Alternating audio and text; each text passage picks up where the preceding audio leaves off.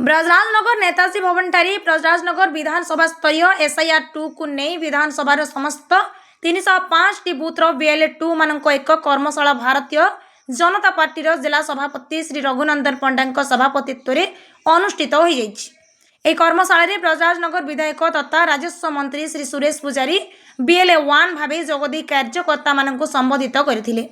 से अभिभाषण में एसआईआर परवर्ती पर्यायर चिठा भोटर तालिका को भल भाव अनुधान कर नूतन भोटर संजोग भोटर तालिकार संशोधन एवं अयोग्य किंबा भूल नाम बाद देवाई BLO मानक निकट में फॉर्म 6 फॉर्म 7 और फॉर्म 8 दाखल करने को BLA मानक निर्देश देते।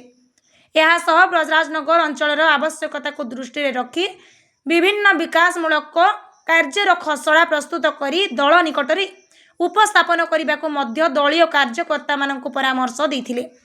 कर्मशालार एसआईआर कार्यक्रम जिला संयोजक तथा साधारण संपादक श्री नवल अग्रवाल, टोली सदस्य श्री चकानंद शाह और श्री प्रचंड जयसवाल ब्रजराजनगर मंडल सभापति श्री तपन स्वाई मंचासीन थे।